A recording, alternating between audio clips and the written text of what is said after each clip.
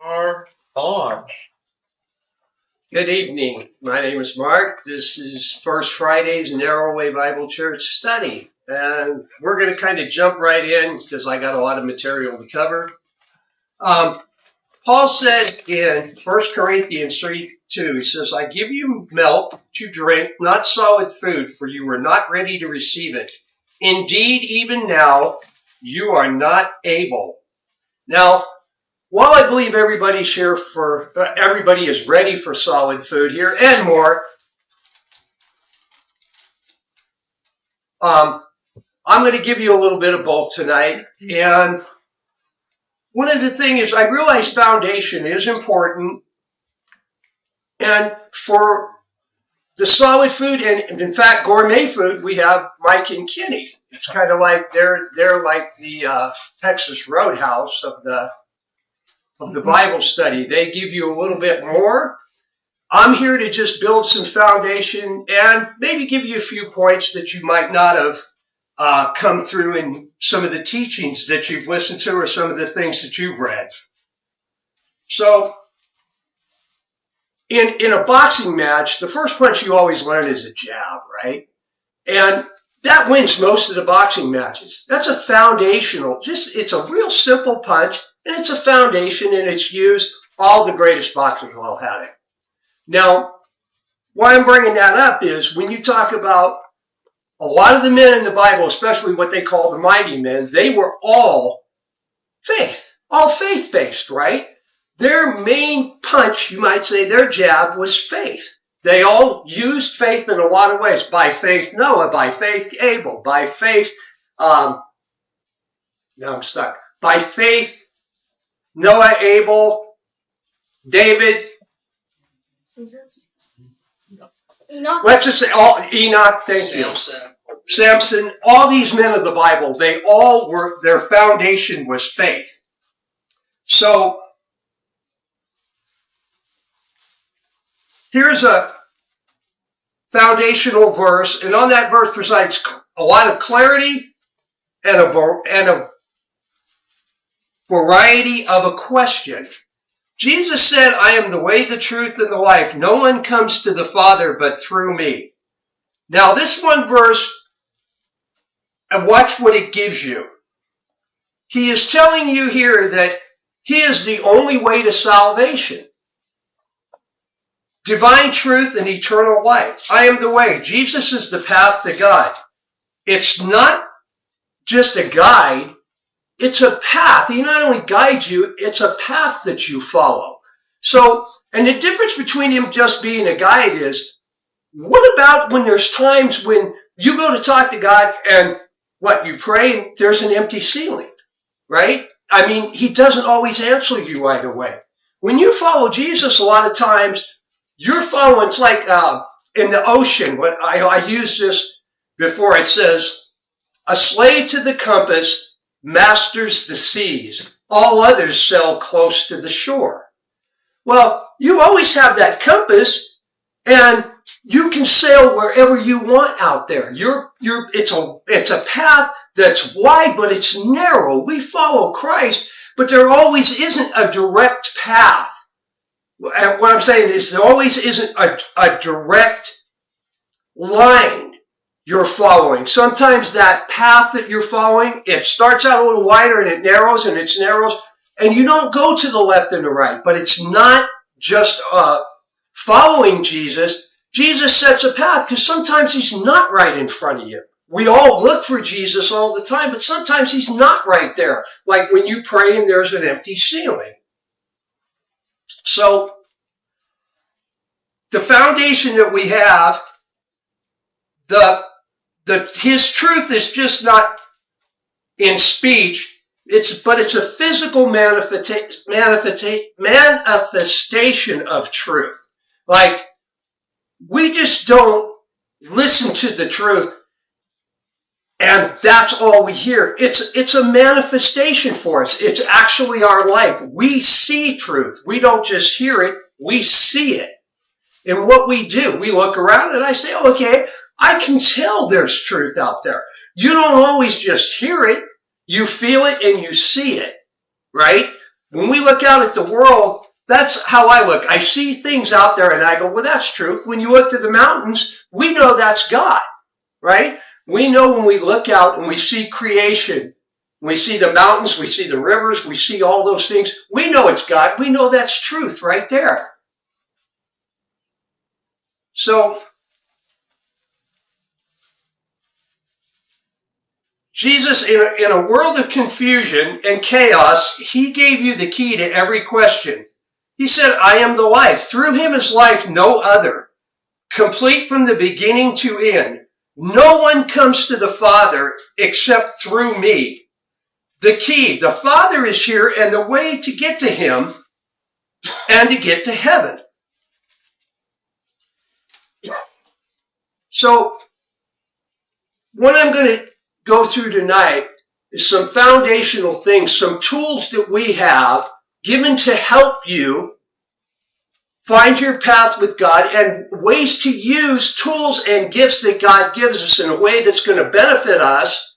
And I'm going to show you through some other people in the Bible how these tools were used and how they benefited those people. And you can use those examples. The Bible is a book of examples. Those examples were all given to us. And we have examples here. You can look at some of the people here and know by the examples they give exactly what we should be doing.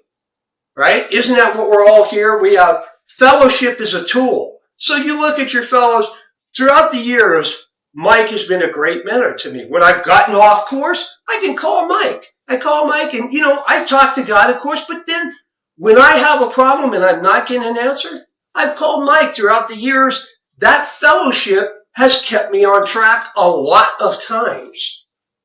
So we do need fellowship. A lot of people say, well, we can be lone wolves, which we are. You grab your Bible and you hole up in your prayer room and you're reading and you're praying. You do that stuff alone, okay. But you still do need the fellowship. That's why we're all here. We're all here for fellowship, to hear the Word of God and to have that fellowship to strengthen each other. So,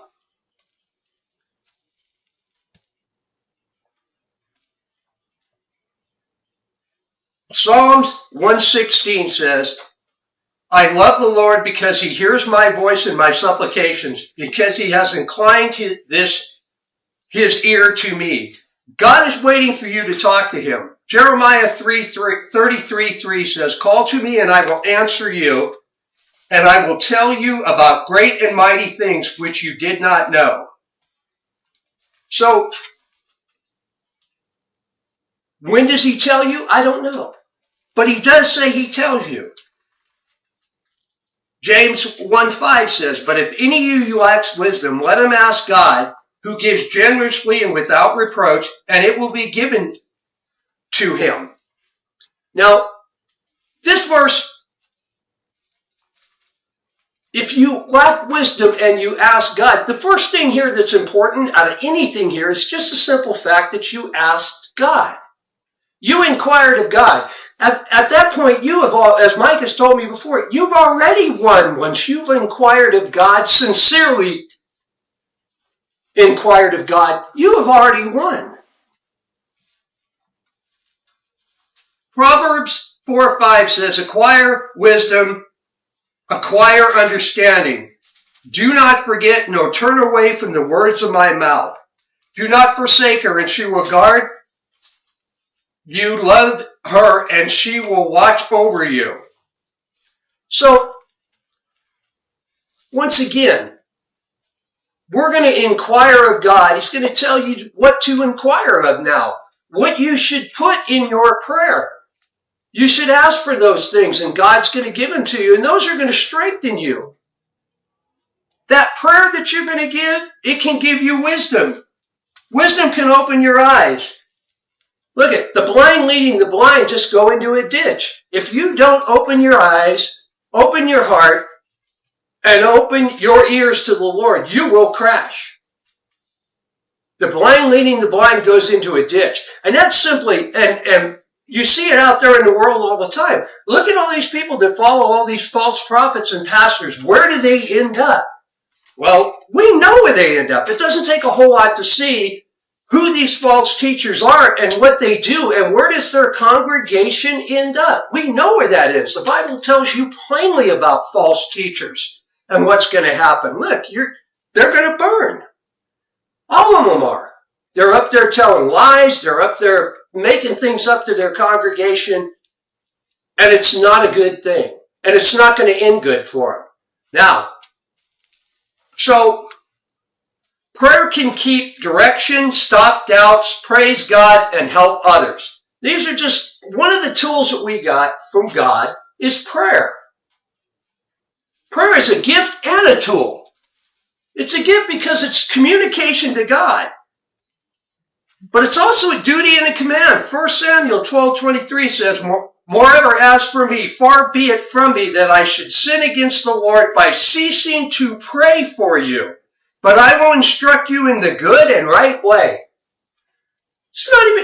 He's not praying for himself here. He's praying for others, but he has to do it in the right way. And it's a duty and a command.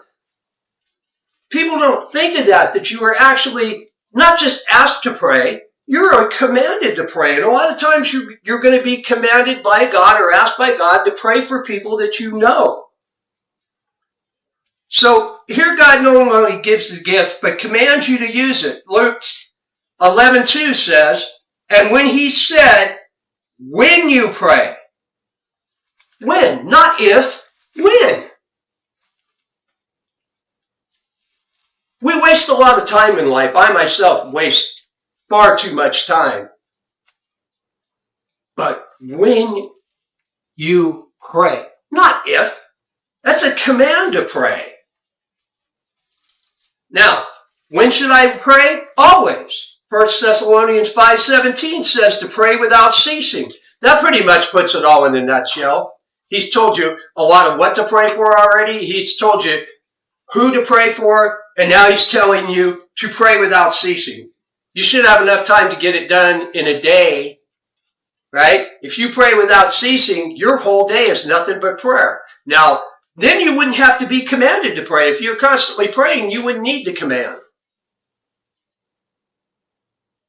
Matthew 26:41, Jesus is going to be talking and he's going to say, "Keep watching and praying that you might not enter into temptation. Watch and keep alert and vigilant. Be spiritually awake to recognize the signs of temptation before they take hold." Jesus is telling you.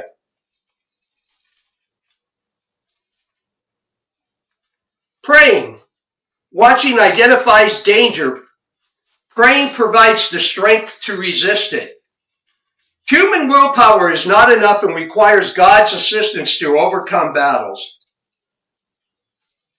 It can cast out demons as well. Mark 9:29 says, "And he said to them, this kind cannot come out by anything but prayer."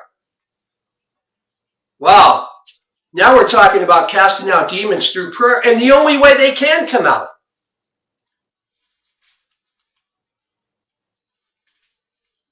In James 1:6 says, "But he must ask in faith without any doubting." Now, how many of us can do that? How many of us have faith without any doubting? We're going to get into a story later on in the Bible, and I used to think it was just a very short little story, but it actually is a very long story when you get into it. The battle actually lasts about 30 seconds, but the story behind it can give volumes and just volumes of information from it. But we're going to get to that. So, faith is our next tool that we're going to talk about and our next gift. Hebrews 11:1. Everybody knows this verse. This is definitely one of those kind of melt verses because everybody knows this verse. "Now faith is the assurance of things hoped for and the conviction of things not seen." What's funny is the King James, I use the NASB version, and it says conviction. The King James says evidence of things not seen. Now we're going to get to that in a minute. The assurance of things hoped for. Not that God exists. We are past that with this verse, with this part of this verse. In Greek, This term conveys a firm foundation, the actual existence of things hoped for. In one sense, it is like a title deed or a legal document guaranteeing the right to possess a property. The insurance of things hoped for. Really, this almost should be like we saw it and we believed it. That's really what it almost should be, is the fact that, like Mike taught a few weeks ago, he said you should see yourself on the edge of the Red Sea. You should see yourself in the battles. You should see yourself doing those things. This word assurance, it's almost not enough of what it really comes down to. It should be you've actually physically been there and seen it. The assurance of things hoped for. We don't hope so much as we know.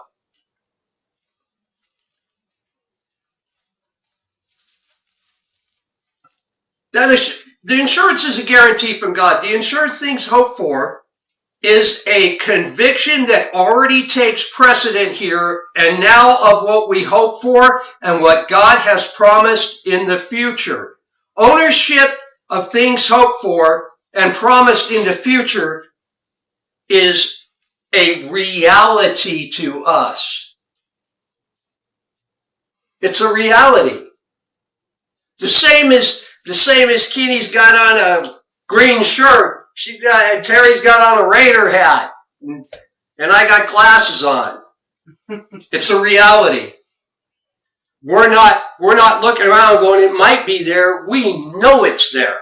And we have to. If we do not, where does that put us with God? Didn't he say you shouldn't have any doubting? Hebrews 11:6 says, and without faith, it is impossible to please him. So, let's not worry about the pleasing God part right now. Let's worry about, at this moment, what about when God is not pleased?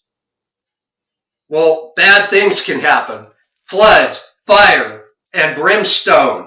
Cities destroyed. Armies destroyed. Right? This all happens when God isn't happy or pleased. So in our faith, we better strive to please God. I mean, isn't it better when God is pleased with us?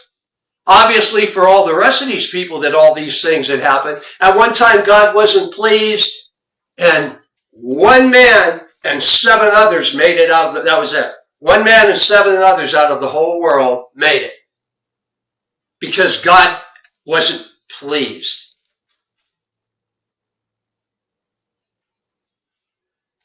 So embrace faith wholeheartedly. For he who comes to God must believe that he is. First step to faith. That you believe that God is who he says he is, and that he is a rewarder of those who seek him. A promise to future things hoped for. Now, we'll get the conviction of things not seen. Now, here's what I was talking about with the evidence. Okay. We have firm evidence based on certainty about spiritual things, future promises of God's existence beyond our eyes, providing proof the world has not seen. The world doesn't see what we see, right?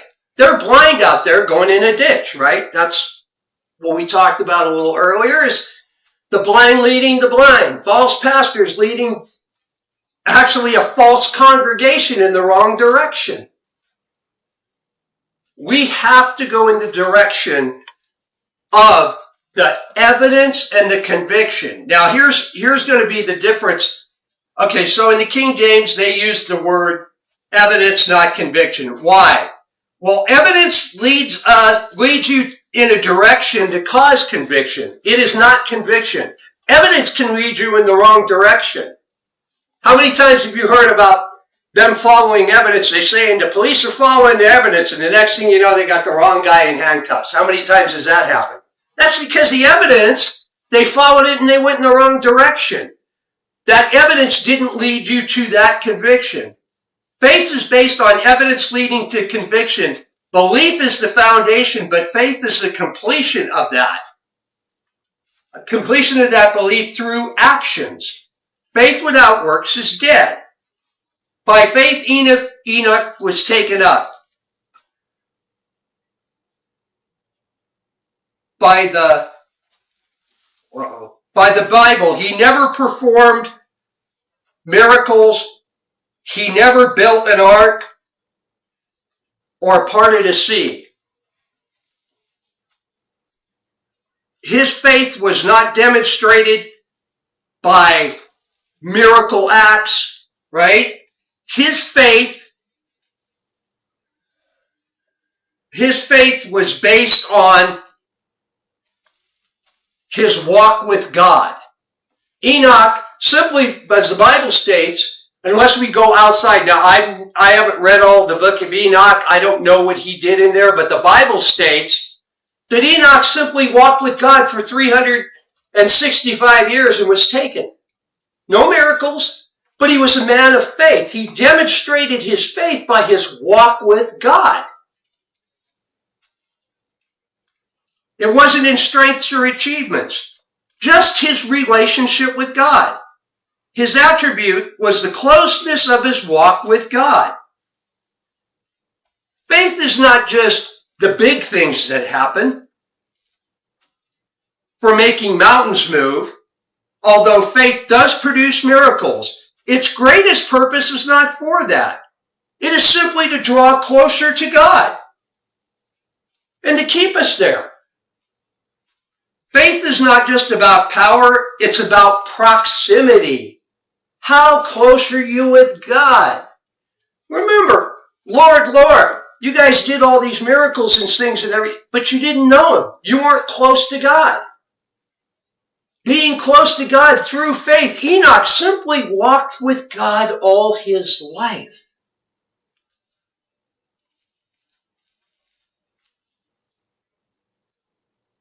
The gift of faith will provide a walk like Enoch's, a lifelong walk. Faith is the constant daily walk. Not easy, and with God, not ahead of God, not behind God, not losing ground on God. It's walking with God. Keeping that pace in life with God. If you're too far ahead, you can't see where God goes. If you're too far behind, you lose him. Walking with God. And that's what Enoch did.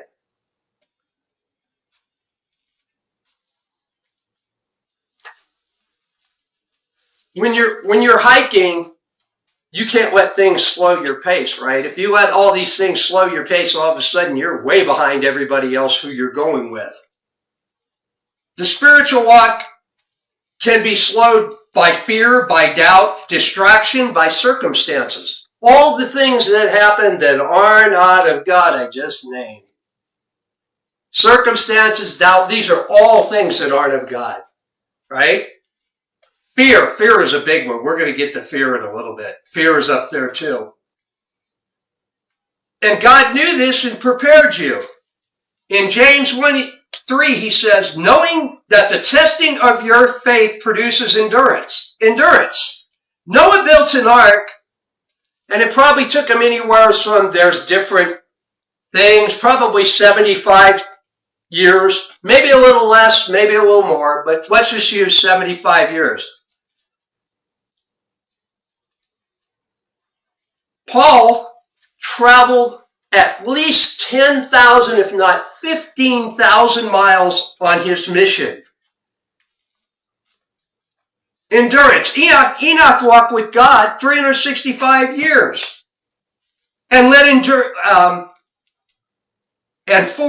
endurance have its perfect result. You at the end of your walk in heaven. That's what you want your walk to go. Your perfect result of your walk is to wind up in heaven. We know where the walk ends and we know where the walk started. The problem is the middle. And that's where we lose God. Look, nobody's going to get lost the first day, right? You make your transaction to God. Nobody gets lost the first day. And once you've made it, you've made it. It's all in the middle where we lose God.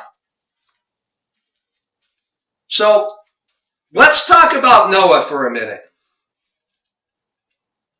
Noah's faith was different than Enoch's in the fact that Noah's faith required strong obedience.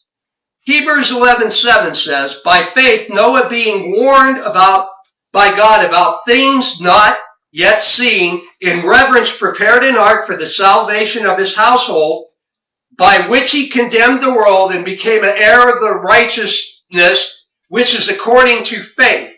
Noah's faith was not just believing it, it was building.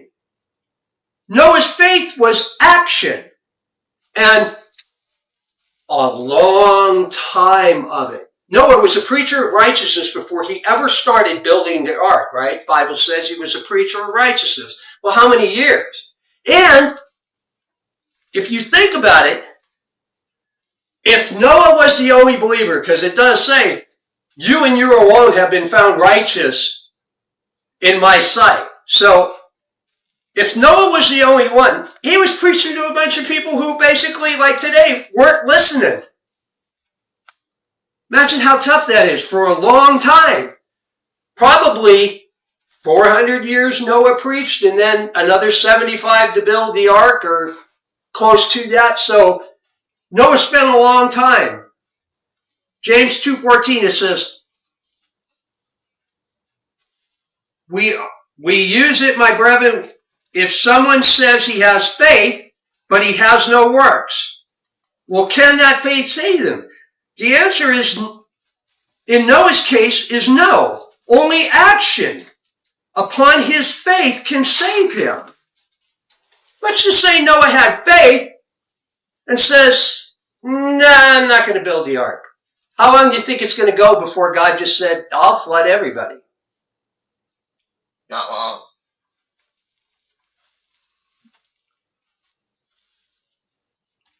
What makes Noah's faith extraordinary is that he believed before there was a single drop of rain. Now, God told Noah to prepare for something that had never happened before. Up until that time, most scholars believed that it had never rained. Genesis 2:5-6 tells us that the earth was watered by a mist that came up from the ground. So when God said, I'm going to flood the earth, Noah was just being asked to prepare for a storm. He was being asked to prepare for something unheard of. Plus, how many boats had been built then? Didn't hear about that either. There's no other mention of any boats being built before that in the Bible. So Noah was doing some things that had never happened before. So when God said, I'm going to flood the earth, Noah wasn't just being asked to prepare for a storm. He's for something that never happened. And Noah obeyed. Think about it. Noah prepared for something not just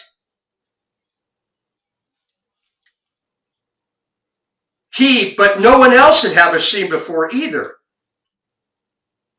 Should we prepare for heaven using this example? We haven't seen heaven, but we should prepare for it as like Noah did. Like it's already happening. The only reason why God waited the flood was for Noah to build the ark. As soon as he was done, the earth flooded. Right? God didn't wait. God didn't do it. He said, build the ark. Noah built the ark, said, get in. Shut in the door, it's raining. Why do we always wait to prepare for something? Especially when it comes to God. We don't prepare for heaven the way we should. We should be living it now. Heaven is in our midst. Oh, but it's not raining yet. You know, I was watching a movie one time and the guy said, when did Noah build the ark? And he goes, before it rained. That's how we should prepare. As if we see the rain, it hasn't happened, but we're going to prepare for it. That's how we should prepare for heaven. You should take action before you see the results, right? We have maybe, 30, 40, 50 years here to stay in faith in things not yet seen. Noah built the ark for most think about 75 years. And I also believe this about this. So, because of the way God said it, he said Noah's sons, Noah and his sons and his family were going to go in the ark, which made me believe that he actually didn't start building the ark till his sons were already grown. Now, I believe they didn't help him. A lot of people believe they did, but here's the way I look at it. So Noah's out there preaching it hasn't rained, and he's going to build an ark for a flood that they've never seen and a boat that nobody's ever heard of. So Noah's out there doing this, he's preaching, and he's telling his kids, and if you know how kids are, come on, your kids don't want to help you do nothing anyway most of the time. Do you really think if they didn't believe in God, which, by the way God says, you and you alone have been found righteous, not the whole family. So I'm thinking they're watching Noah, they might have been making fun of him too. I don't think they were helping. I think Noah did it all by himself. And there's a little bit to that, because if they didn't have faith, why would they do anything?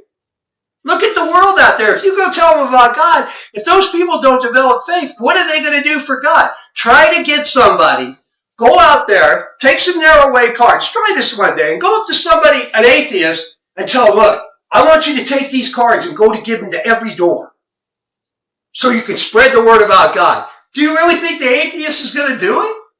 He's going to throw them back in your face. I don't think they were helping him build the boat, is my point. So,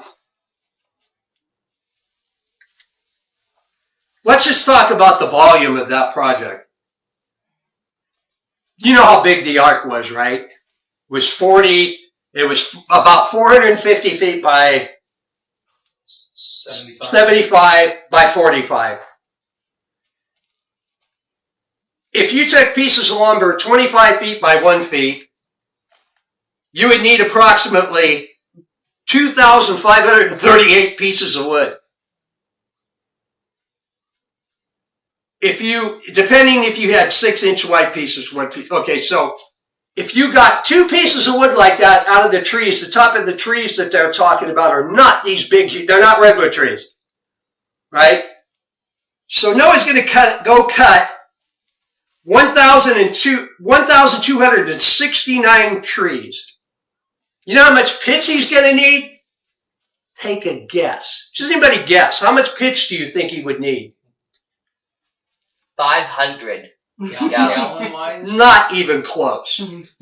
5,000 gallons of pitch. Now, when you talk about, some people said the ark was built in 7 years. I would defy anybody, even with modern tools, to build an ark like that in 7 years. First, to get that amount of pitch, if you could go to the hardware store, Home Depot, go to Home Depot and tell them I need 5,000 gallons of pitch and see how long it takes them to get that there. It might take them a year just to get, and Noah had to go, remember, he had to go make all the pitch. There wasn't no buckets of pitch hanging around for him. He had to go get the trees, cut them down. I imagine just to cut down that many trees took him probably 2 or 3 years. Then you got to shave them, right? So he shaves and moves them. What I'm saying is during this time too, and I know this happened because I go on Facebook some and I'll post something about God. You would not believe how long it takes to get ridiculed. It's like within seconds, I get 50 responses calling me all these names, ridiculing me. There is no God, fairy tale God, this, that, madman in the sky, all these things they say about God. And that's within a 30-second period. Noah's already preached for 300 years, so he's probably had been called everything already because nobody believed. Now he's building an ark, and he's telling them, he's preaching to them while he's building the ark. He's telling them out there, telling them, man, it's going to rain, it's going to flood. God says it's going to flood. You're all going to get destroyed. They are probably throwing the pitch at Noah. He's not going over well in that world. Let's just face it. If he was, there would have been more than 8 people on the ark. Nobody believed him. And I'm sure they were ridiculing him. Just what happens. How many times does everybody here get ridiculed when you talk about God? It is a daily thing. And Noah was out there 75 years building the ark. And I'll bet his wife, when she had something to do, Noah, I need you to go to the store. Put down that hammer. No, I got to keep going. I got to get this ark done. Don't put down the hammer, Noah. I got stuff for you to do. I think that's a good point too, Mark, because you mentioned he's a preacher of righteousness, and the people he's preaching to, the world, there's no point for them to be righteous unless they believe the invisible things Noah's saying about Judgment Day, because there's nothing out there but invisible, like you mentioned. Unless you materialize this vision, these people have no point to be righteous. But Noah, like you said, believed what was invisible that couldn't be seen, and he acted on that. So yeah, that's a great point. Not to mess you up. No, you're not, because it just gave me, you just said some things that got me to the next point. So, Noah believed, that produced faith. Faith built the ark, and that produced salvation. Look at that. Isn't that's like the math problem to salvation right there. And Noah did it. He's not the only one. You're going to see a lot of these mighty men. They got, what is that, the Hall of Faith or the Wall of Faith? Those guys all went by this. And Kenny brought up a great point that most people, and I've asked people about this since you brought it up about Abraham preached the gospel. Do you know I've asked about 10 Christians, not one of them knew that Abraham preached the gospel. That gospel was preached to Abraham by God. I'm sorry. Not one of them knew that. They were like, well, Abraham had faith. I'm like, no, God preached him the gospel himself. Isn't it funny? How can you be a Christian and not? Apparently they haven't read that part. Or maybe they whited it out. Maybe they used whiteout. So, Noah believed to produce salvation. So, this is an example. These examples of Enoch and Noah, how you should use the gift of faith as a tool. Now, we're going to get into something, and this is a weird one, and I imagine maybe somebody will have a comment on this one. The next gift and tool we have is warnings. Now, you think about it, that wouldn't really be like a tool or a gift, warning somebody, but it is. So, say God threatens us with hell as a punishment, but he doesn't. God warns us. He doesn't threaten us. There's a difference between a threat and a warning. Warnings serve to protect people from danger, while threats are designed to maintain power. As far as I know, as far as I can see in the Bible, God never threatens. He warns you, and he warns you it's always a warning with purpose. Now, the devil never warns, he threatens. Think about it. He threatens that, in the Garden of Eden, he made a few threats. They were suggestional threats, but they were threats. You shall not surely die. When you really think about it, that's a threat.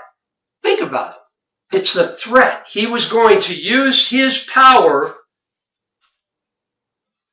to threaten you. Now, a threat is usually an anger and it's of a selfish nature. The threat is good for me. It's not good for you. A warning is usually good for you.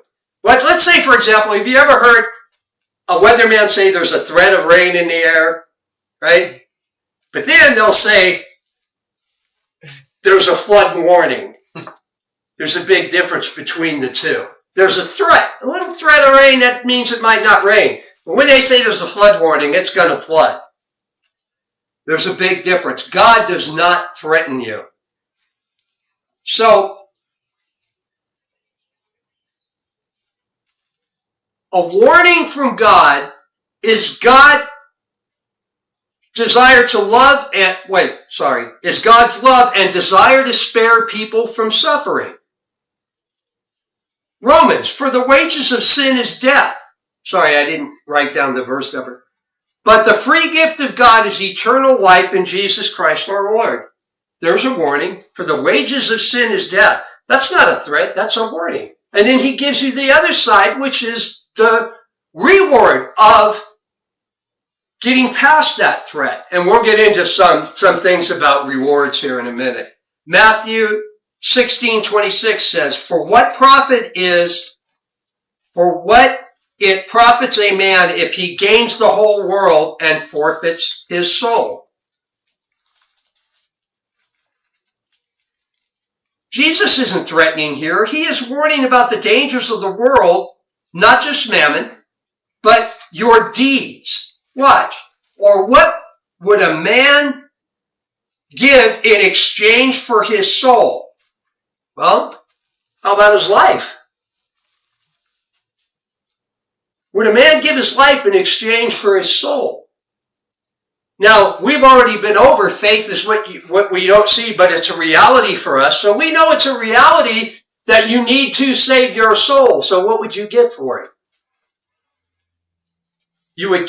Would you give your life? For the Son of Man is going to come in the glory of his Father with his angels, and he will repay every man according to his deeds. Here is a warning and a blessing. A warning for those with sinful deeds, and rewards for those who did as the Lord said. You have a twofold warning there. It isn't great. Jesus can warn one of the good things that will happen if you do, and he's warning the other about what's going to happen if you don't.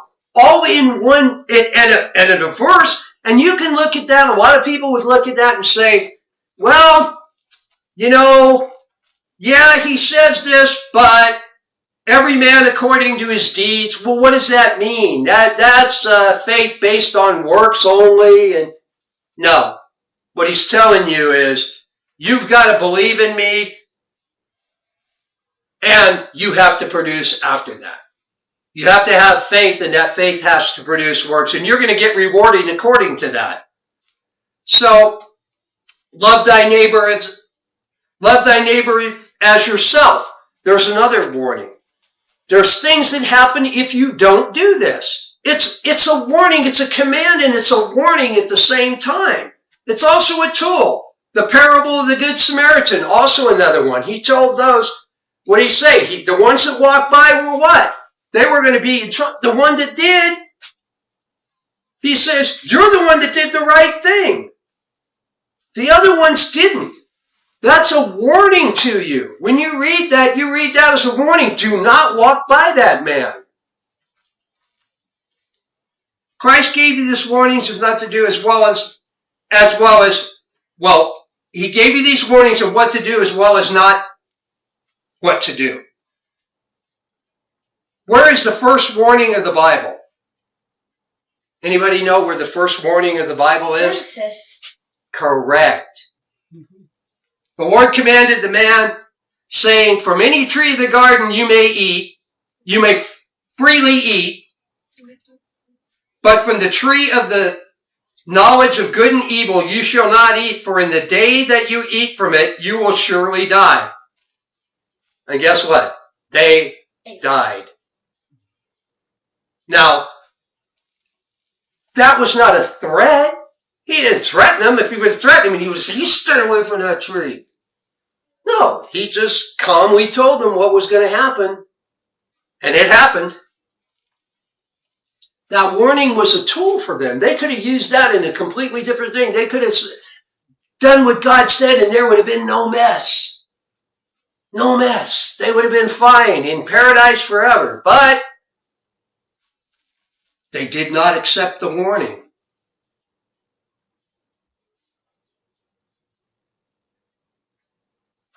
After they died, well, now life had limits. God conveyed a lot. A lot of this warning had to do with, A lot of this warning also had to do with gifts. Establishing freedom. God's initial posture towards them was permission, not restriction. Adam could eat freely from every tree. God allowed Adam to enjoy creation with safe boundary. He was allowed to enjoy anything in the garden. He only had one boundary. And of course, humans being humans, that's the one he decided to break. I remember my dad telling me, don't touch that. And that's exactly what I went to go do. And sure, what happened after that always wasn't pretty. Also, the gift of free will. They were not robots. They were created for relationship, voluntary trust, and obedience rather than forced compliance. God could have easily stopped them from eating from the tree if he wanted to. If it was a threat, he would have. When you threaten somebody, it's usually action is right behind it. And threats, like I said, are usually from anger and they're in the midst of something that's not going that person's way. In this case, God, he could have everything going his way. He didn't need to threaten them.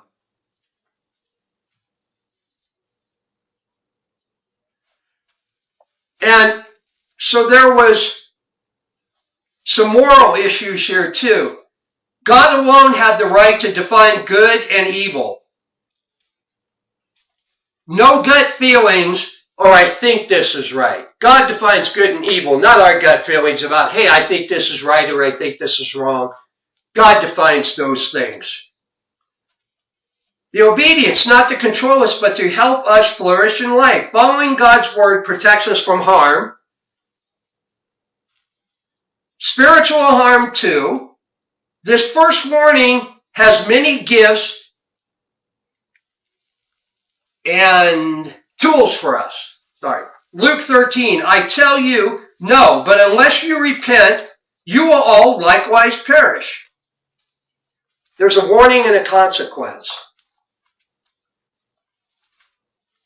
There's easily hundreds of warnings of verses, if not thousands of warnings. They warn you of many things. You name it, God warns it. Hebrews 2, 1 through 4 talks about, it's a warning about neglecting so great a salvation.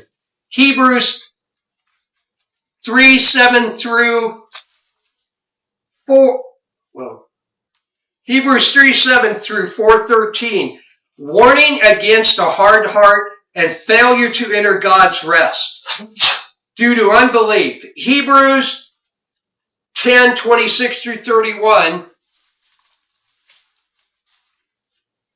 I can't read my writing.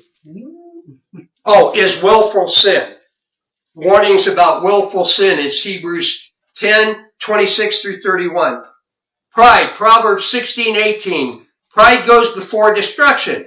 False prophets, Matthew 7, 15. Deception, Galatians 6, 17. You guys can look these up on your own.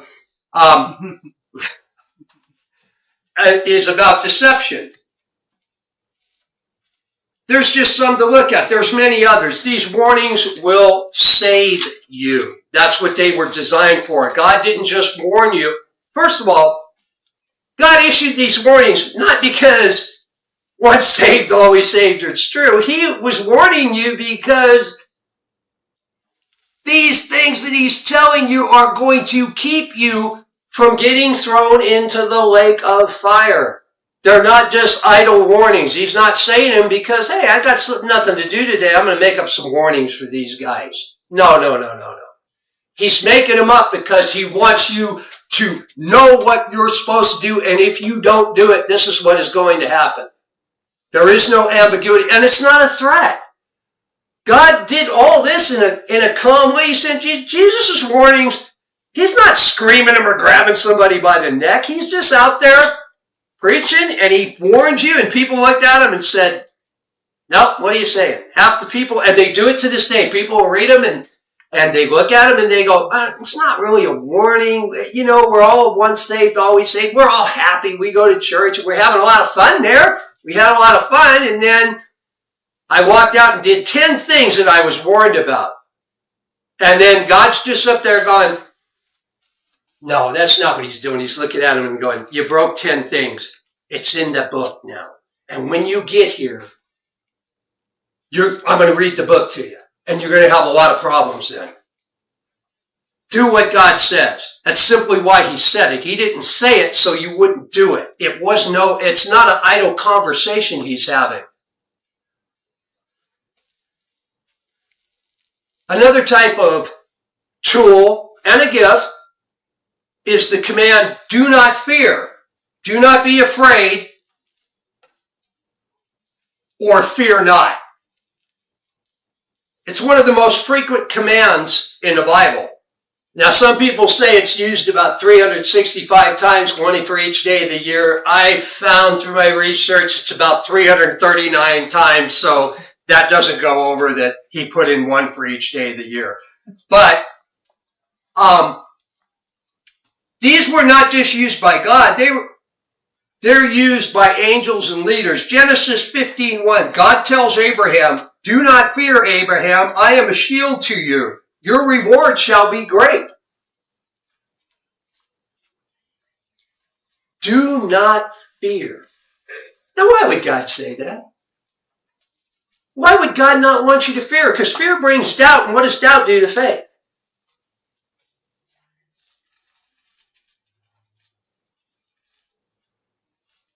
In this verse, there is a command, a promise, and a reward, and you're going to see this a lot.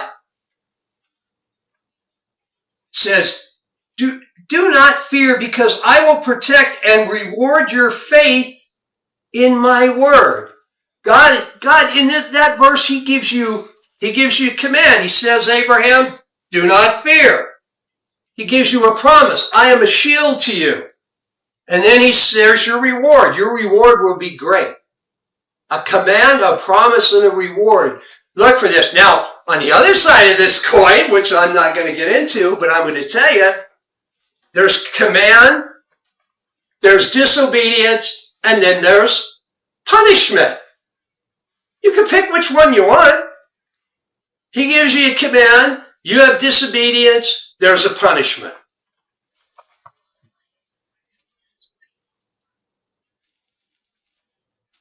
Once again, Isaiah 41:10 says, "Fear not, for I am with you. Do not anxiously look about you, for I am your God." Well, there's another command, do not fear. Fear is going to really hamper you with the Lord. Fear. What about fear of ridicule? Fear of a lot of things in the world will separate you from God.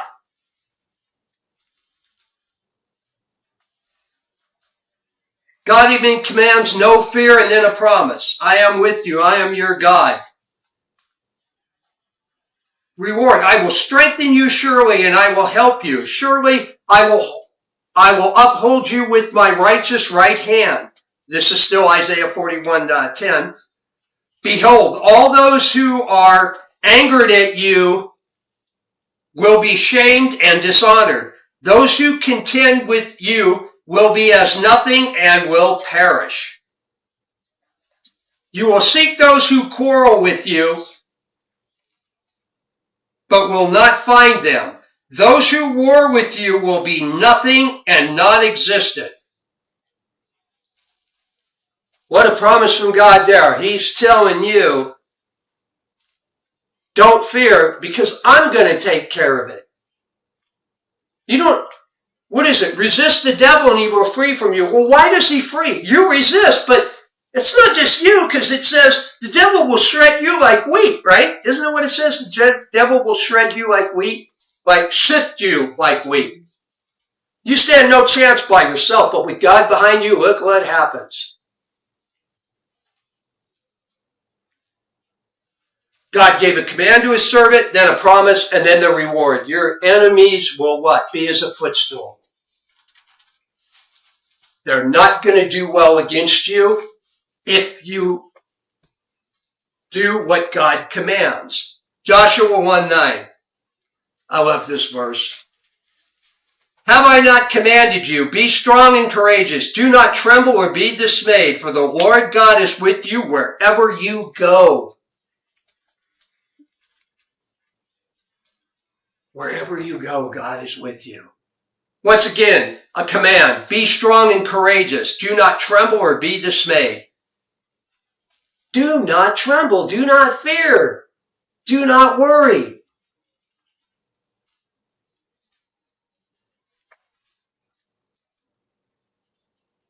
Promise, for the Lord God is with you wherever you go. Joshua 1:3. Reward. Every place, here's his reward to Joshua. Every place on which the sole of your foot treads, I have given it to you, just as I have spoke it to Moses. Command, promise, reward. Every place. Can you imagine every place that your foot hit is going to belong to you? Imagine how if that promise was made to us, every place that we go would be ours. Can you imagine how much easier in a lot of ways life would be? Joshua had that promise, but he also had the command first. Be strong and courageous. What do you think if he didn't do that? If he was weak and hid and did all those things, what would happen? We're going to see about that too in the story of David, the story of David and Goliath. We're going to see what happens when you do show the fear, when you don't do what God says.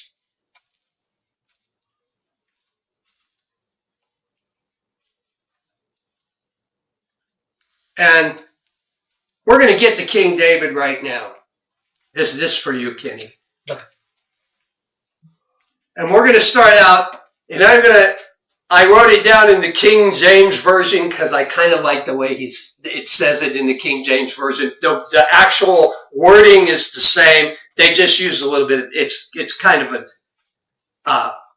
more of a poetic way to say it. So we're going to go to probably one of the most famous Psalms in the Bible. Psalms 23.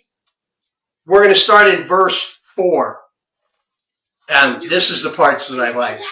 Yea, though I walk through the valley of the shadow of death, I will fear no evil, for thou art with me. Thy rod and thy staff comfort me.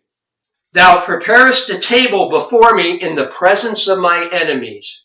Some of the language there, isn't it just beautiful? I really like the King James Version of that.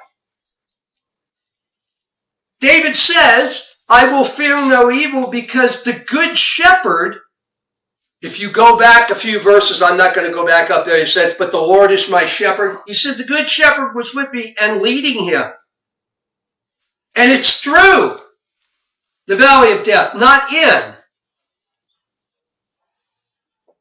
of the shadow of death. Not death itself. Implying these difficulties, this is the shadow of death. It's going to imply these difficulties are temporary, not permanent. Shadow of death, not death itself, but that all including death is under God's control. That brings us to a moment of David's life where he exhibits the behavior in a battle. Now we're going to talk about David and Goliath. This is, picture this battle that actually has its roots in Genesis 3:15. And I will put enmity between you and the woman, and between your seed and her seed. He shall bruise you on the head, the battle, this struggle between good and evil, between God and Satan and humanity, it began there. That's where it began. It continued in Cain and Abel. And many in between. That battle of good and evil has been there for a long time. You know, the humanity involved in this, look, everybody basically, you got a Christian man and you have a non-Christian man. Okay? So here's what happens. You go to sleep, go to sleep 10, 11, 12, right? Wake up in the morning. I wake up. The other man wakes up. We do the same thing probably. Get up, make the bed, go have a cup of coffee, put our pants on, put our shirt on, and we walk out. You would notice any difference there. We both are basically the same, right? And here's where the problem starts. And here's what they don't understand. Then you go start to do things. And that's where good and evil comes in. And that struggle, that battle, people will say a lot of things in the Bible. I've had some critics of the Bible say, well, all the stories sound the same. Well, yeah, we all put on our pants the same. We all do those things. And then you go out and do evil things and I do good. And when we run into each other, we have that battle. And that battle's with this person, that person, this, Satan's all over the place with this. You're going to have the battle with good and evil. Well, yeah, the stories will be a little bit close to the same. Because I've had 10 of the same battles with the same person out there. There's no good is good and evil is evil, and it stays that way every day. But that man, he gets up and he does everything I do until, and that's where we clash, the good and evil part of it. We don't clash over having coffee in the morning. The guy might even bring me a cup of coffee until I say God is great, and then he throws the coffee on me. Now we got the battle of good and evil. And that's all this is. All these stories in the Bible, all these non-fiction stories in the Bible are about good and evil. It's about nothing else. It's about God and Satan, us and God. So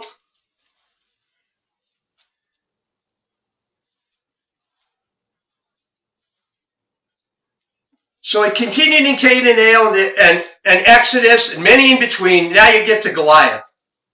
Okay, so let's talk about Goliath for a minute. I'm going to give the guy his 5 minutes, even though he's not worth it.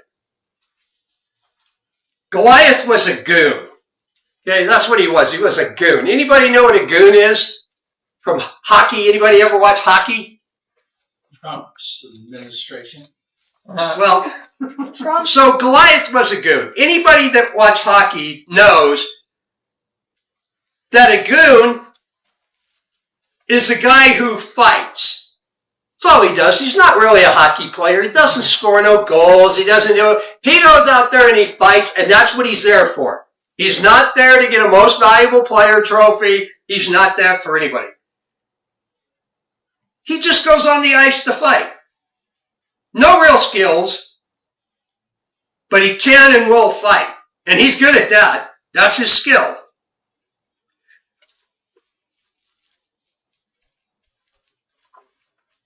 So 1 Samuel 17:33 says, Then Saul said to David, You are not able to go against this Philistine to fight with him, for you are but a youth, while he has been a warrior from his youth.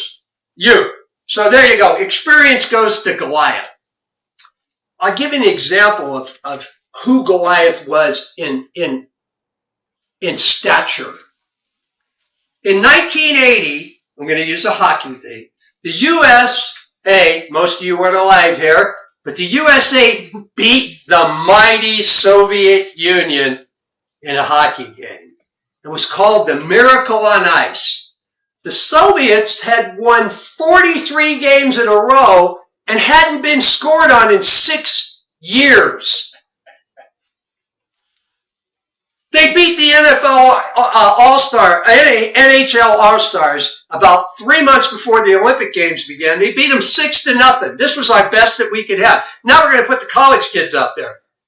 The USA team, 7 days before they were going to play Russia, in the Olympics, lost 10-3, and the Soviets, the last part of the game, were basically just standing there. They weren't even trying. It could have been 20-3. They could have beat them so bad.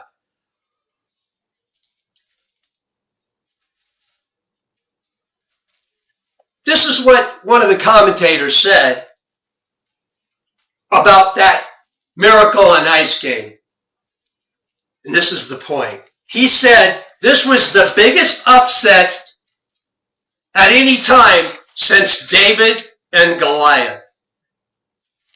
David wasn't supposed to beat Goliath. If this was an average man, if this was a man walking out there against Goliath, he would get slaughtered. He would just get slaughtered. Now, David didn't. But we'll get to that.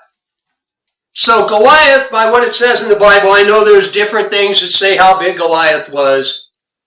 I believe Goliath was big, and I forgot my yardstick. So Goliath was, by the Bible, about 9.9 inches tall. Just a short guy, just a little guy. No, I can't even reach how big Goliath was. Okay? He was a huge man. He was probably about 500 or 600 pounds too, judging by what you would have to weigh to be that big. Now, there are reasons why I believe this height. First, the weight of his armor was 5,000 shekels, which is about 125 to 150 pounds. Now, part of this I want you to think about with the armor is this. Yeah, he still could have been 6'9", like it says other places. But if you think about the armor and the way it was built, how thick it was, when you pan out that armor, he would have to be much bigger for the armor to cover, or it'd have to be a lot thicker. They usually made that armor only so thick. So Goliath was, by the size of by the weight of his armor, and the fact of how thin you would make that armor, or how thick, would lead him to be a much bigger man. That was one thing that I came to a conclusion, and some other people did too.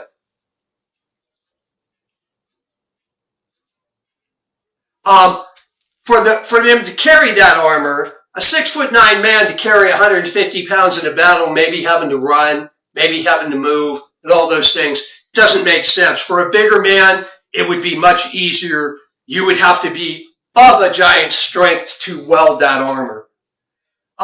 His spearhead was 600 shekels. That's about 15 pounds. The average spear back then was maybe 3.5 pounds. And so that means a guy like Saul, who was a head taller than, and he was probably Saul was probably about 6'4", 6'5", maybe bigger. And he only used a 3.5 pound spear. That was as big as he could weld.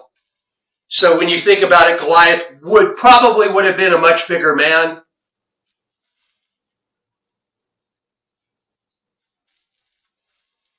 So here's another reason why I believe Goliath was much bigger. So you take Goliath at 6'9" instead of 9'9", and you put Saul there.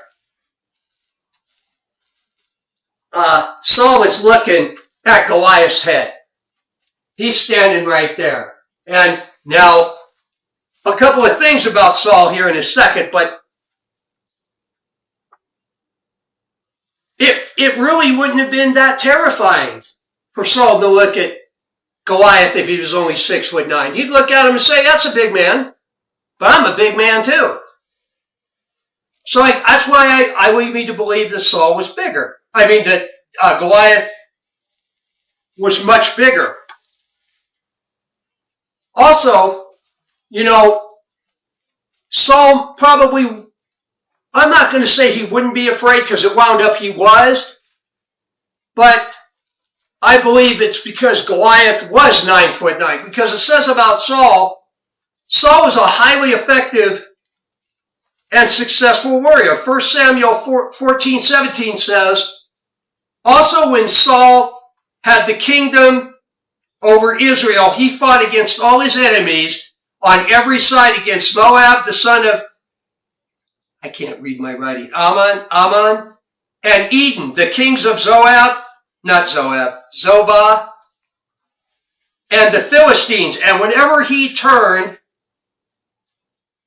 and wherever he turned, he inflicted punishment. He acted valiantly and defeated the Amalekites and delivered Israel from the hands of those who plundered them.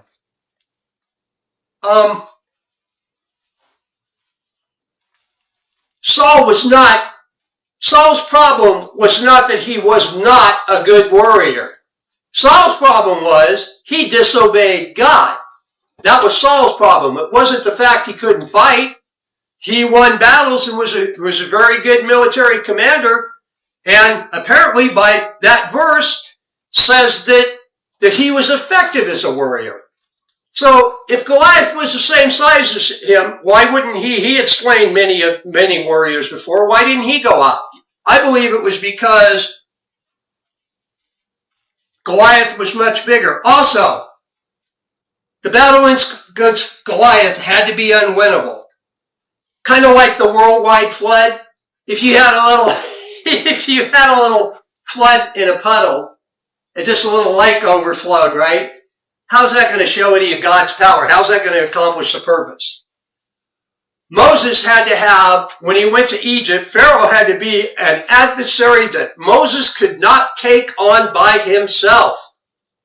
That's why I think Goliath was bigger. Because if Goliath was a small man and somebody else could have done it, it takes away from God getting his victory. As David will talk about in a little bit, about whose victory it actually is. Like I said, God makes these things seem unbelievable to show his power. Also,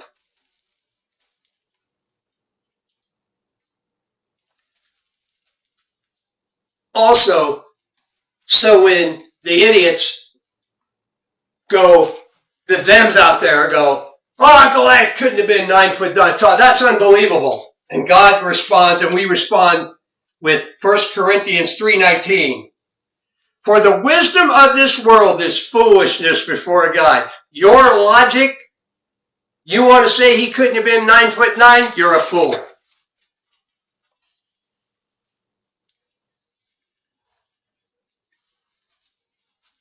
So,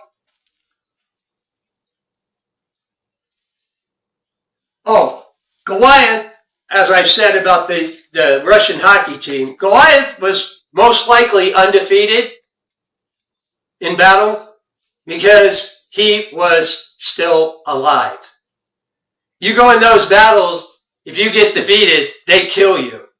So Goliath had been a warrior from his youth, which meant at this time, Goliath could have been anywhere probably 30 to 40 years old, probably fought in hundreds. It says the Philistines fought for years and years and years to everybody they went to war with. So Goliath was an experienced warrior. He wasn't a guy who they said, hey, you're big, pick up a sword and just walk out there. No. Goliath was no slouch. He was the man, undefeated. Now let's get to David. David was a man of medium stature, probably about 5'5" to 5'9", not a big man. Most of the Israelis, they were all a head shorter than Saul, right? Saul was head and shoulders. So if Saul was, say, 6'6", David was probably about 5'9", maybe 5'5", somewhere in that range.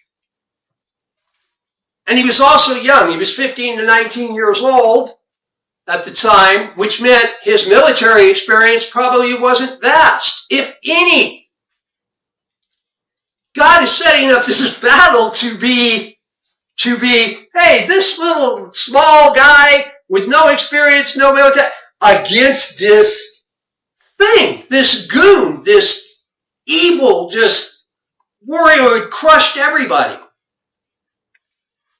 God made it so David couldn't win. And look at this battle is not about anything else other than winning. There is no second place in a death match. At least not a second place you want to be, right? So David was a small man. He was a young man. So why him as a warrior and king? Why David? Why would God pick David? There's a lot of other people around. A lot of his brothers were.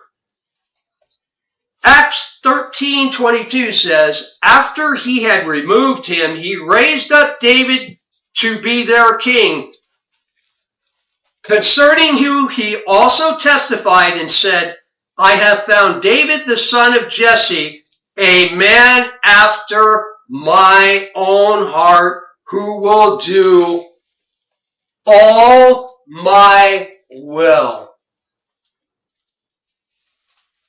All my will. Not some. We've sat here, how many times have we sat in here and we've listened to Mike and Kenny talk about disobedience and the doing of God's will. Be perfect. Do it all. God says right here, this is why you're going to be king, because you will do all my will.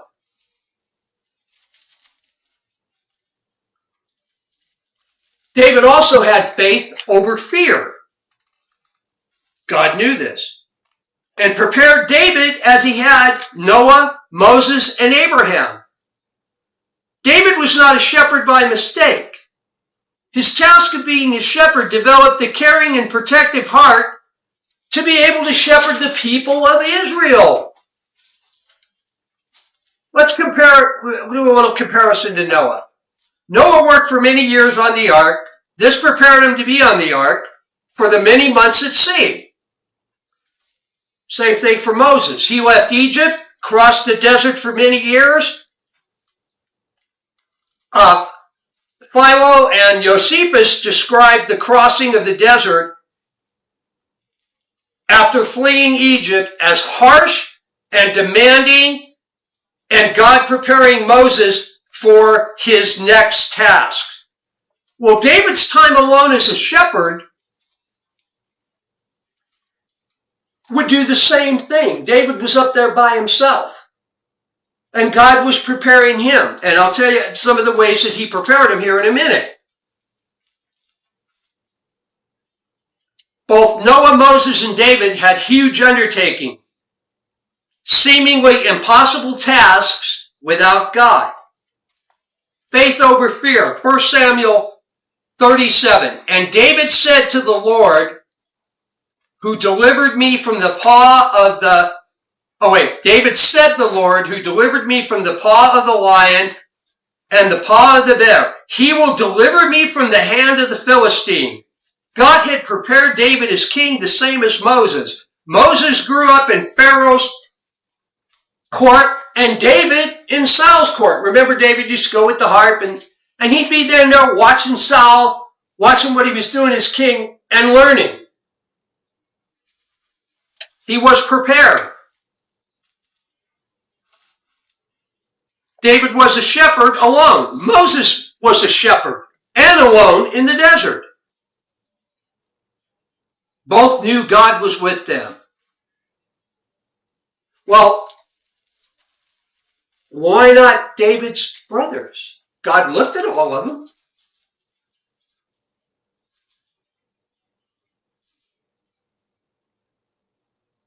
We'll get to that. 1 Samuel 17:11, when Saul said, and all Israel heard these words of the Philistine. When Saul and all Israel heard these words of the Philistine, they were dismayed and greatly afraid. 1 Samuel 17:24. When all of the men of Israel saw the man, Goliath, they fled from him and were greatly afraid. Not one man had faith over fear except David. This is why David was anointed as king over there. Realize, his three brothers, we're going to get to this, but his three brothers were at the camp and they were all doing what? Running with the rest of them. How are you going to make a king a guy that runs? I mean, unless you're going to chase the king, if you're playing a game like Chase the King, that's a good king to have if he's going to run. But it's not a good king to have to lead you in battle going backwards. Most battles are won going forward. So they all ran. This is why David was king over them. They all looked at Goliath as a man too big and strong to be beaten. And David looked at him as a man too big to miss. Think about it. David looked at Goliath and said, oh, I love it. Your head is too big to miss. There is a difference in perspective that we should have in life. If everybody looked at every battle we have and said with that kind of perspective, everybody else says Goliath is too big to be beaten, and David said he's too big to miss. That's actually what Mike Tyson said about his opponents. He wanted them big and tall. Now we know David wasn't perfect. God doesn't call the perfect. He perfects who he calls. That's what God does. He perfects who he calls. David wasn't perfect. We know that David had sin in him. This battle was about servitude and slavery. 1 Samuel 17:8. He stood and shouted to the ranks of Israel and said to them, why do you not come out to draw up in battle array? Am I not the Philistine and you servants of Saul? Choose a man for yourself and let him come out to me. If he is able to fight with me and kill me, then we will become your servants. But if I prevail against him and kill him, then you shall become our servants and serve us. Slavery was what this was about. And this isn't the first time. Genesis 3. The serpent gets Adam and Eve to disobey God, and then the fall happens, and then what? All the unsaved are what? What do they become? Slaves. They become slaves, right? Slaves of sin, slaves of Satan. Matthew 12:30, it says, he who is not with me is against me. Can't be any plainer than that. God gives you a chance to be with him, but if not, you're against him. And who's the guy on the other side? Who controls the world? Well, Satan. Romans 6:16.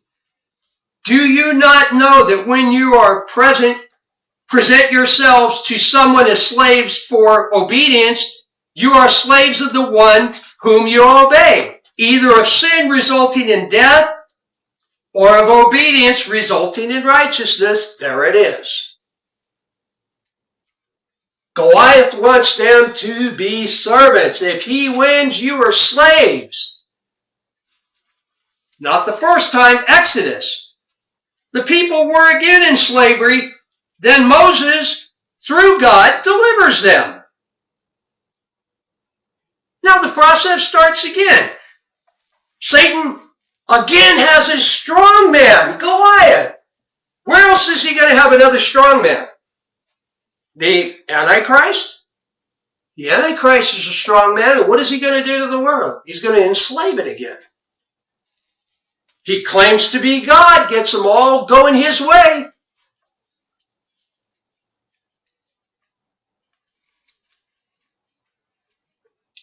David alone has the faith with God to stop this.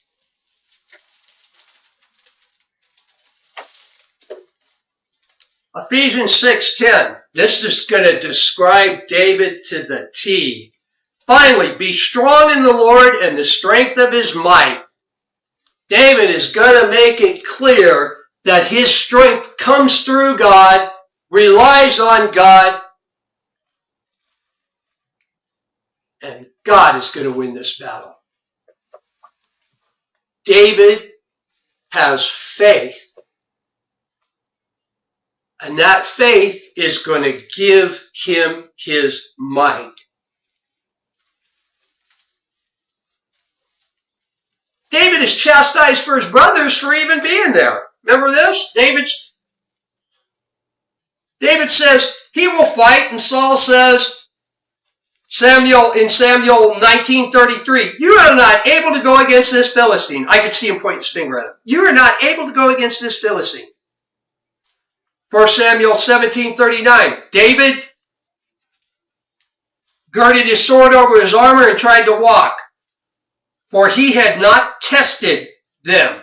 So David said to Saul, I cannot go out with these, for I have not tested them. And David took them off. David took it off. Goliath got a big old helmet, big old spear, big old sword, 100 pounds of armor on. He had bronze, leg warmers. No, not leg warmers. What do they call them? Yes. He had the leg. So Goliath was completely prepared. And David, so no armor? Wait a minute. Not so fast. We're going to go back. Kitty said, and it was in Galatians, I don't know what verse, God preached the gospel to Abraham, which means someone else knew it too, right? People down the line. Think David knew the gospel? He knew what faith was. He knew a lot of things about the gospel, right? So here's where that comes in. So no armor? Are we sure about that? Did David have armor? Yes. What armor did he have? Armor of God. Spiritual armor. He had the armor of God. Thank you. You're welcome.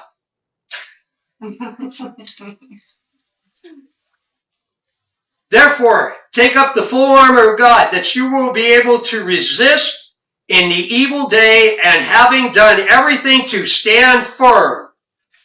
David knew this. And he spoke it.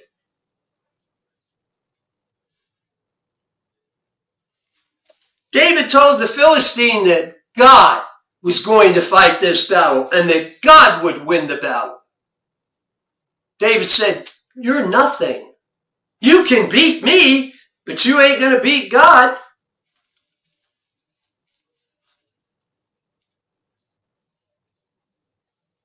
David had all this armor when he went to fight God. Now, I'm not going to get into every piece of what he had, but we know he had faith. We already know that he had the gospel.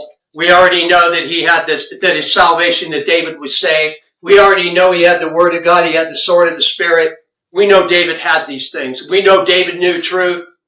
So he had the full armor of God. More gifts and tools, huh? The armor of God. Didn't think that was going to come into this, did you? But you knew.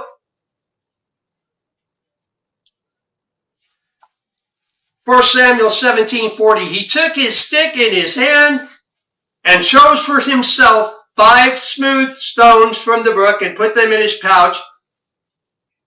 And his sling was in his hand, and he approached the Philistine. Answer me a question. If you have all this faith in God, why 5 stones?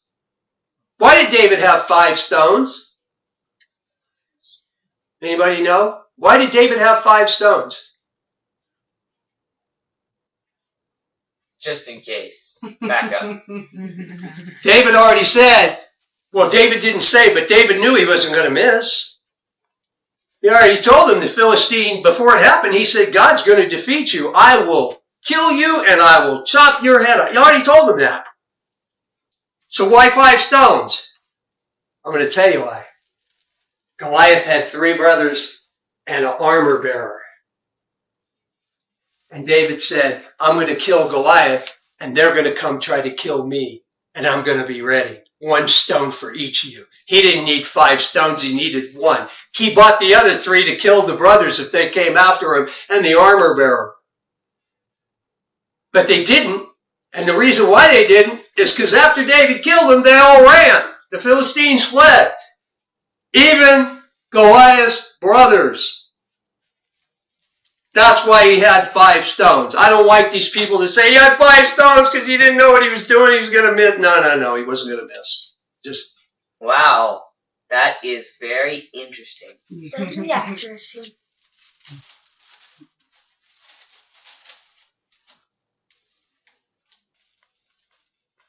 Now, there's people that say Goliath suffered from giantism, these like people who want to discredit the Bible. Goliath suffered from giantism. He probably couldn't see. He probably was out there whipping like all big guys do. You know, they can't do anything. That's not true. I'll give you a thing. 1 Samuel 17:42 says, saw him clearly. Talking about David. And by his physical appearance judged him not worthy of a fight. He saw him clearly. His eyes, he wouldn't have blurred vision and all that. You couldn't see David and he's swinging his sword. No. The Bible says he saw him clearly and he knew David was young and he knew he was handsome and he made fun of him about that. And then in verse 43, once again, Goliath mocked God. What could go wrong for him doing that? Everything. The world. Verses 44 to 45. I gotta turn there. I can't see. The Philistine also said to David, come to me and I will give your flesh to the birds of the sky and the beasts of the field. Then David said to the Philistine, you come to me with a sword, a spear, and a javelin, and the dancing band? No. But I come to you in the name of the Lord of hosts, the God of the armies of Israel, whom you have taunted. This is going to go very bad for Goliath. You see, he mocked God. Haven't we talked about those who mock God? What's going to happen to him? You have mocked God. Bad news, Goliath. That might have been, well, of course, we knew Goliath was going to lose. David had said Goliath is going to lose already.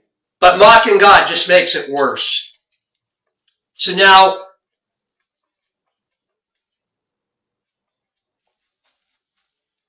so 46. This day the Lord will deliver you up into my hands, and I will strike you down and remove your head from you, and I will give you the dead bodies of the army of the Philistines this day to the birds of the sky and the wild beasts of the earth, that all of the earth may know that there is a God in Israel. You want to see something here? You know why they fled? Why the Philistines fled after David won? Did you catch it right here? David changed the deal. The deal was, you will become our servants. And David said, nah, we're not going that direction.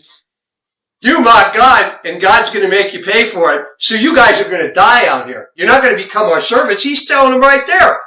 They're all going to die. Right? The deal was that if Goliath got killed, that the Philistines would be their servants. And David says, no, God's going to kill y'all. Because we're not having that bet. So,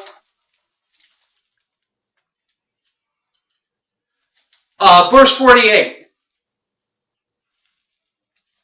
Then it happened when the Philistine rose and came and drew near to David, that David ran quickly towards the battle line to meet the Philistine. And David took his stone David put his hand into his bag and took a stone from it and slung it and struck the Philistine on his forehead, and the stone sank into his head, so that he fell on his face to the ground. Ouch. Remember Genesis 3? What did it say in there? Genesis 3:15 said, bruised his head. David, out there alone, nobody else in faith, right? Now who do we describe this as? Moses was what? A type of?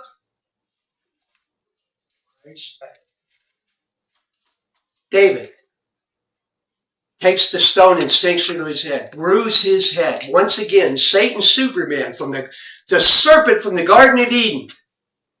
Goliath. Pharaoh.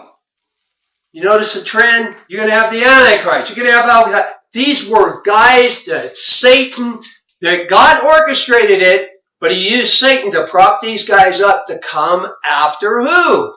The men of faith. And what happened? Same thing happens to all of them. they all lose. So, when the Philistines saw that their champion was dead, they ran. Exactly what they had Israel do, fled, they wound up doing themselves. And it was what? Fear of the young warrior and fear of his God. Can you imagine that? You're going to fear a 15-year-old kid. You're going to, the whole army, turn the whole army away. Because everybody knew, even the Philistines knew that God was real, that God was there, that David was not going to defeat the Philistine without God. He'd never lost before. They knew David had to have God. And they ran. They said, we're afraid of you and we're afraid of God.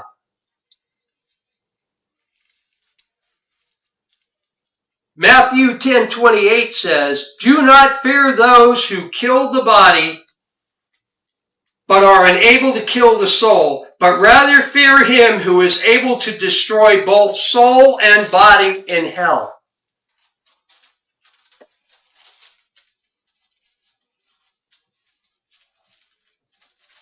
There's David and Goliath. It's not about the battle. And I could have gone into much more. That story, there is so much more to it. I scratched the surface on some of it and hopefully gave you a few things to think about. Those tools that we described tonight, there's many more. The help that we get, the Holy Spirit is part of the help, right? A big help to us. Jesus would be a help. Well, Jesus is the way, but I'm also saying it's help. All these things God gave us. God gave us His Son for what? To help us. The Holy Spirit to help us make it to that finish line that we can't find by ourselves. If there is no path, if Jesus didn't have a path and said, follow us, where would we be? We would be lost in chaos like the rest of the world. David, Noah, Moses, these were all men who relied heavily on their faith in God to accomplish things that are unbelievable. I really want you to find a guy anywhere, Bruce Lee, anybody, who's going to beat a 9-foot-tall giant when David was probably 5'9", 160 pounds. Without the Lord, how did Paul walk 15,000 miles? How did he do it? You can't do it on your own. I try on that treadmill every day, and I don't think I've made 15,000 miles in my whole lifetime. What'd Paul do it in? A few years? 10 years? How long was it? We don't really know, but I mean, it wasn't, 30 years. Well, I still haven't walked or ran that far. I might not even have drove my car that long. You're how old? But all these tools, You're 22. and these men used all these tools. All the tools that I talked about, plus many more. And we have all the same access.